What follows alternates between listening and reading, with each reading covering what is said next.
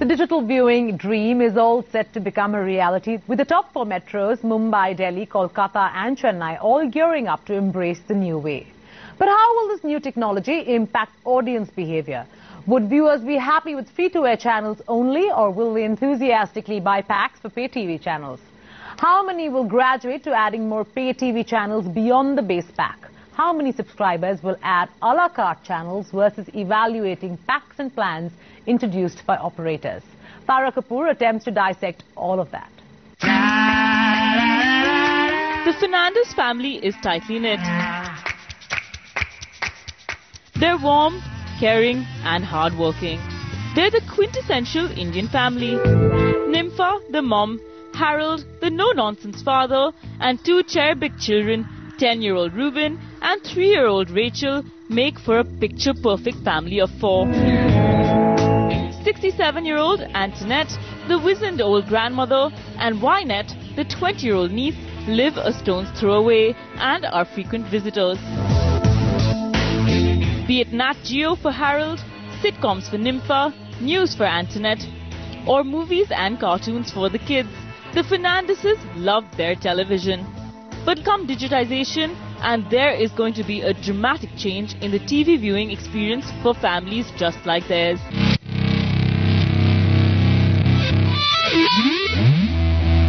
So how will viewers like the Fernandeses respond to this new technological storm that is all set to hit the Indian metros?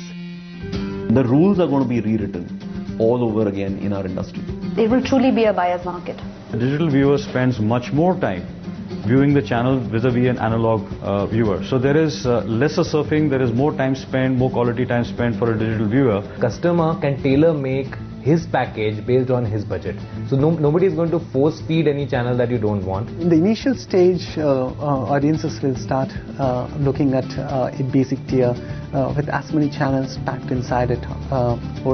But over a period of time, audiences are going to become choosier. Viewer will be able to make a choice of paying what he wants to watch, how he wants to watch, when he wants to watch. With the onset of digitization, a lot more than just the clarity of your television set is going to be altered.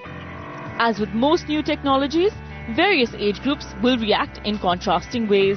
Senior citizens, like Antoinette for instance, will find the complicated mechanism of several remotes, even more menus, and a mind-boggling 500 channels to choose from a little overwhelming.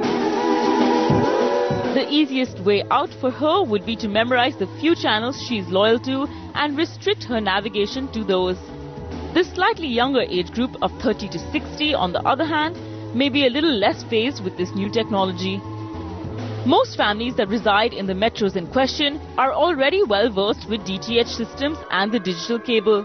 This age group, however, may choose to become more selective about the channels they pick, favouring only the ones they religiously watch and are top of their mind.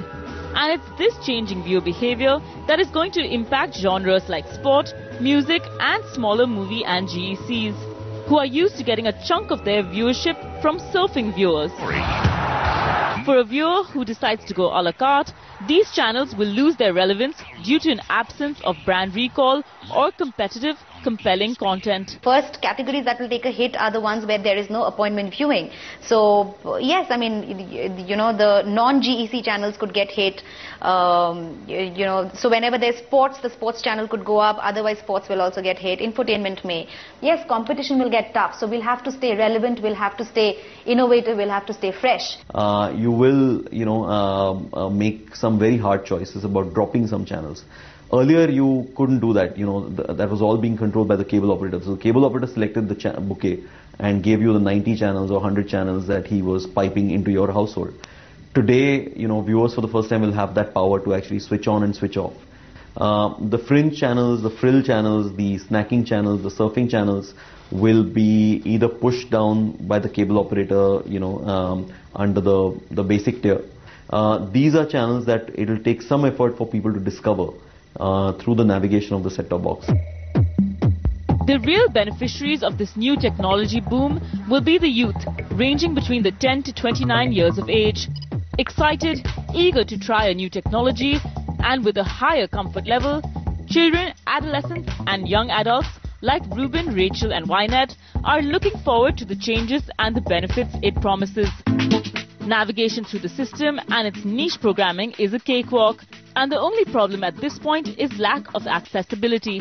Post-digitization, this set plans to sit back and make the most of this potential surfer's dream come true before they finally zero down on the channels they want to sign up for. Categories like infotainment, niche English and Hindi channels, coupled with some sport channels, are going to be the biggest gainers. With analog, these channels struggled with unenthusiastic publicity by cable operators and insufficient distribution. The early adopters of new technology will be kids and men. These are the two people, who are the two sets of demographics which will adopt the two remote control life much faster. And if you look at the English category, male viewing dominates the viewership, and so do kids come in and watch a lot of our content. So we believe that with digitization, there will definitely be a move towards certain genres like movies, sports, etc., where people will come and watch a lot more. Niche channels will start coming in smaller pockets because the digital world actually allows smaller niches to be catered far more correctly and monetized better. So whatever content investments that they are going to be making, they are now well assured that it's going to be monetized better, which would mean that they will be taking more risk in providing better content and more variety of content. As the mammoth 34,000 crore rupee television industry goes through an overhaul, the country's 700 million viewers are going to tread cautiously at first with basic plans that include familiar channels instead of taking the plunge into a completely unknown territory. Subsequently, a problem of plenty will follow as an average viewer across target groups watches only 26 channels at most, making a lot less known channels redundant. The instant winners will be the top few Hindi GECs and movie channels, as they command the maximum brand recall and are habitual viewing for most of India. The older brands and the larger GECs will benefit in the short term, because a lot of viewers will typically stick to their staple, right? They will first select the key channels that they follow on a day-to-day basis. Whether it's Balika Vadhu, whether it's Uttaran, we've launched a new show called Madhubala, which is doing extremely well.